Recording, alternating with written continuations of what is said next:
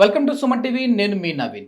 చాలా మందికి వయసుతో సంబంధం లేకుండా అరికాళ్ళలో మంటలు, చేతుల్లో తిమ్మిర్లు, కాళ్ళు లాగినట్టుగా అనిపిస్తూ ఉంటాయి. సో ఇది ఒక నరాల సమస్య అని చెప్పేసేసి అనుకుంటా ఉంటారు. దీనికి హోమియోపతిలో చాలా మంచి మెడిసిన్స్ అయితే ఉన్నాయంటున్నారు homeopathy expert doctor Chetan Raju గారు.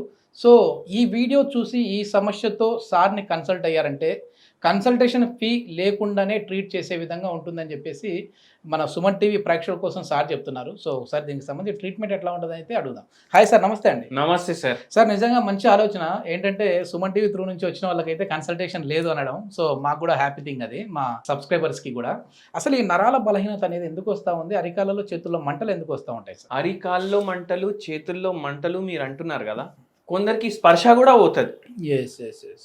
మనిషి మన దగ్గర వచ్చింది, ఆయన చెప్పులు వేసుకొని నడుస్తుంటే ఒక్కొక్కసారి ఎప్పుడు చెప్పులు గాయమైపోతున్నాయి కూడా ఆయనకు అర్థమైతలేదు. అంటే స్లిప్ అయిపోతూ ఉంటుంది. అంటే ఇప్పుడు ఇట్లా చెప్పులు వేసుకొని నడుస్తాడు కదా మనిషి, ఈ చెప్పులు బయటికి వచ్చేసినాక ఆయన కాళ్ళు నెక్స్ట్ పడితే ఆయనకు చెప్పులు లేవని ఆయనకు తెలుస్తలేదు. ఓకే, సెన్సిటివిటీ పోతుంది. సెన్సిటివిటీ పోతుంది, అంటే స్పర్శ తగ్గిపోతుంది. ఇది కాకుండా మళ్ళా లాగుతున్నాయి కాళ్ళు కొందరికి. కొందరికి ఏమైతే తిమ్మిర్లు, దీంట్లో తిమ్మిర్లు, టో ఉంటారు కదా, టోది పెద్ద ఫింగర్ ఉంటుంది కదా, థమ్ ఫింగర్, దాంట్లో నొప్పులు, మంటలు. అయితే ఏంది అంటే అందరు ఏమనుకుంటారు, అరే ఎందుకు వస్తుందో ఏమో, నరాలు డెడ్ అయిపోయినాయి, చచ్చిపోయినాయి అనేసి అనుకుంటారు. షుగర్ వాది వల్ల రావచ్చు. ఇంతకుముందు నేను ఎక్స్ప్లెయిన్ చేసిన అరికాల్లో మంటలు ఉన్నాయి, అరికాల్లో తిమిర్లు ఉన్నాయి, కాళ్ళు లాగుతున్నాయి అంటే మన నడుము భాగంలో ఏమైనా డీజనరేషన్ అయింది. డీజనరేషన్ డిస్క్ డిజీజ్ అనేసి అంటారు, స్పాండిలోసిస్ అనేసి అంటారు, సియాటికా అనేసి అంటారు. దానివల్ల అవుతుంది. ఇప్పుడు చేతుల్లో కూడా అవుతుంది, కాళ్ళల్లో కూడా అవుతుంది, అంటే మెడలో కూడా ప్రాబ్లం ఉంది. ఇది కాకుండా ఇప్పుడు నేను మీకు ఒకటి చెప్తా. ఇప్పుడు నరాలు దెబ్బపడి మన దగ్గర ఒక పేషెంట్ని ఆదిలాబాద్ నుంచి తెచ్చిండ్రు, ఒక 3 ఏళ్ళు అవుతుంది తెచ్చి. ఆయన వస్తుంటే ఆయనకు సెరిబ్రల్ ఎటాక్సియా ఉంది. అంటే ఏంది అంటే ఏ టాక్సియా, టాక్సీ ఉంటది కదా, taxi, Uber taxi, Ola taxi అంటే ఏంది, ఏది జరుగుతుంది దాన్ని టాక్సీ అంటారు. ఏ టాక్సియా అంటే జరగలేకపోతుండు, ఓకే, నో మూమెంట్, జరుగుడు లేదు. అంటే ఎవరైనా ఇద్దరు పట్టుకుంటే జర్ర జర్ర జర్ర జర్ర నడుస్తుంది. మళ్ళా గేట్ డిజార్డర్ ఉంది. అంటే ఇప్పుడు మనం ఎట్లా నడుస్తాం, చక్కగా నడుస్తాం, ఆయనకు అట్లా చక్కగా నడుస్తలేదు. ఆయనకు ఏంది అంటే ఎక్కడ నేను కాళ్ళు వేస్తున్నానో ఆయనకు అర్థమైతలేదు. అట్లా వచ్చిండ్రు వాళ్ళు, బ్యాలెన్స్ తప్పిపోతా. అయితే ఇది ఎందుకైంది అంటే స్ట్రోక్ వల్ల అయింది. ఇప్పుడు పక్షవాతం ఉంది. పక్షవాతం వస్తుంది కదా, ఈ చేతిలో ఉన్న నరాలు డ్యామేజ్ అయితే మీరు చెప్పండి, డ్యామేజ్ కావు. చేతుల్లో ఉన్నవి, కాళ్ళలో ఉన్నవి డ్యామేజ్ కావు. ఇది బ్రెయిన్ లో స్ట్రోక్ వస్తుంది. బ్రెయిన్ లా స్ట్రోక్ వస్తుంది, లేదంటే ఇస్చిమియా వస్తుంది. అంటే బ్లడ్ సప్లై సడన్ గా పెరిగిపోయి అక్కడ హెమరేజ్ అవుతుంది. అంటే అంటే రక్తం జమ అయిపోవడం వల్ల స్ట్రోక్ రావడం ఒకటి, రక్తం ఆగిపోవడం వల్ల స్ట్రోక్ రావడం ఇంకొకటి. సో దానివల్ల ఏమవుతుంది, పక్షవాతం వస్తుంది. పక్షవాతం వచ్చుడు వల్ల ఈ పేషెంట్కి స్ట్రోక్ వల్ల క్లాట్లు ఏవైతే ఉండే కదా అవి తగ్గిపోయినాయి.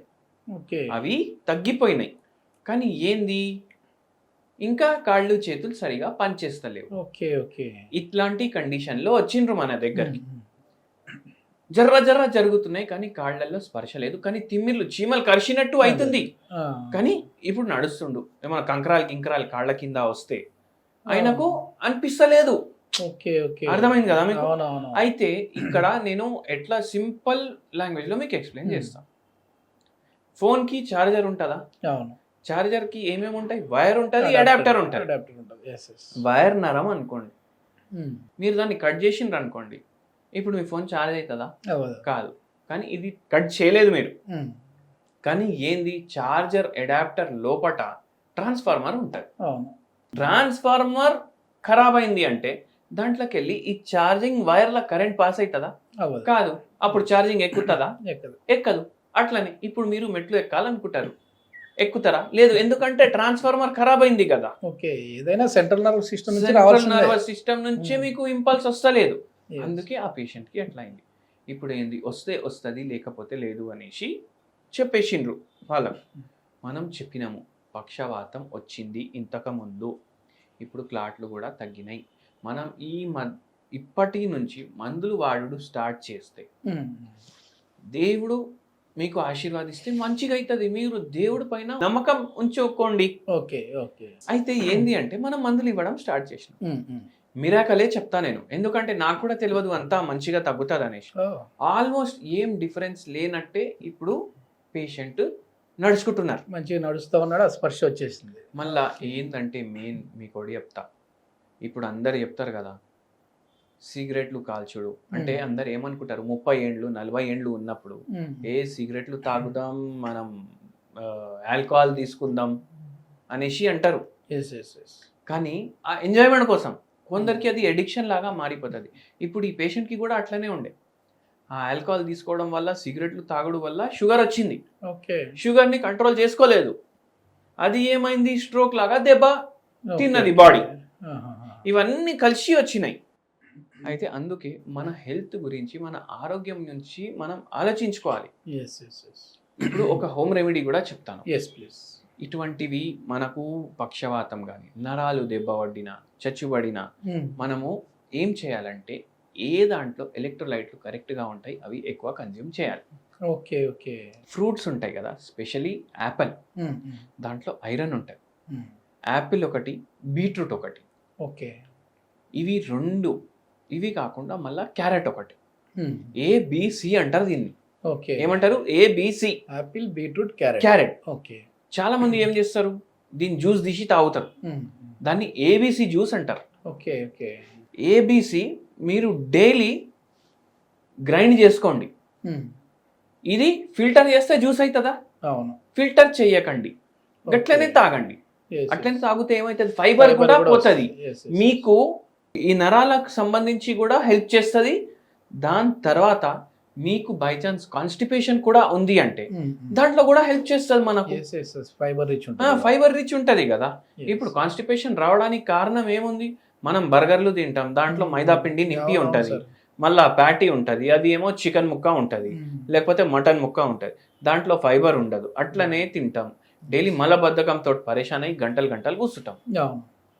అది కూడా తగ్గుతుంది, మనకు జర నరాలు కూడా మంచిగా అవ్వడానికి పనిచేస్తుంది. సో ఇది వాడి వచ్చి కమెంట్ చేయండి. మీకు షుగర్ వ్యాధి ఉన్న వాడండి, బీపీ వ్యాధి ఉన్న వాడండి, ఎటువంటి వ్యాధి ఉన్నా ఇది హెల్ప్ చేస్తుంది మనకు. Okay okay. దీంతో పాటుగా మళ్ళీ హోమియోపతి మెడిసిన్ అయితే కంపల్సరీ తీసేసి, హోమియోపతి మెడిసిన్ వాడడం వల్ల పక్షవాతం లాంటి రోగాలు కూడా తగ్గుతాయి. ఒక్కసారి అయితే నరాలు దెబ్బపడి ఇట్లా జస్ట్ చిన్న ఇట్లా చాలా మైల్డ్ స్ట్రోక్ వచ్చింది. మైల్డ్ స్ట్రోక్ వచ్చినప్పుడే పేషెంట్కి తెలిస్తే మనం అప్పుడే ఒకటి మెడిసిన్ ఇచ్చినాం పేషెంట్కి. నేనేం చెప్తానంటే అందరు ఇది హోమియోపతిలో ఇంత మిరకల్ కూడా అవుతుంది అనేసి ఒక్కొక్కరు మన క్లినిక్కి వచ్చిండ్రు, మనకు స్ట్రోక్ లాంటి సిమ్టమ్లు కనిపించినాయి, జర ఇట్లా తేడా అయిపోయింది చెయ్యి, మనం మెడిసిన్ ఇవ్వంగానే గంట సేపులో మళ్ళా చెయ్యి పనిచేసుడు స్టార్ట్ అయిపోయింది. ఆ లోపు వాళ్ళు హాస్పిటల్కి వెళ్ళిండ్రు, అక్కడ కూడా చెకప్ చేయించుకుంటే వాళ్ళకు తెలిసింది చిన్న చిన్న క్లాట్ ఉంది అనేసి. అయితే అది కూడా బెటర్ అవుతుంది హోమియోపతి తోటి. మొత్తానికి చాలా మందికి ఉన్న అపోహ ఏంటంటే హోమియోపతి మెడిసిన్స్ అనేవి చాలా దీర్ఘకాలికంగా వాడితేనే రిజల్ట్స్ ఉంటాయని చెప్పేసి అంటుంటారు, కానీ అట్లా ఏం కాదు. సో హోమియోపతిలో కూడా చాలా మెరాకిల్స్ చేయొచ్చు. 1 అవర్లోనే మనం రిజల్ట్స్ కనపడ్డాయి, అంటే స్టార్టింగ్ స్టేజ్లో వచ్చినప్పుడు 1 అవర్లోనే రిజల్ట్స్ కనపడ్డాయి అంటున్నారు. సో ఏదైనా ఈ పెరాలసిస్ కావచ్చు, లేదంటే నర్వ్కి సంబంధించిన డిసీజ్ కానీ ఉన్నాయి అంటే హోమియోపతిలో ది బెస్ట్ మెడిసిన్స్ ఉన్నాయి అంటున్నారు celebrity homeopathy expert doctor Chetan Raju గారు. సో ఈ సమస్యతో ఎవరైనా బాధపడతామంటే కింద ఇస్తున్న కాంటాక్ట్ నెంబర్ ద్వారా మీరు సార్ని కన్సల్ట్ అవ్వచ్చు. మన సుమన్ టీవీ త్రూ నుంచి ఈ వీడియో చూసి వెళ్ళిన వరకు అయితే consultation free. Thank you sir.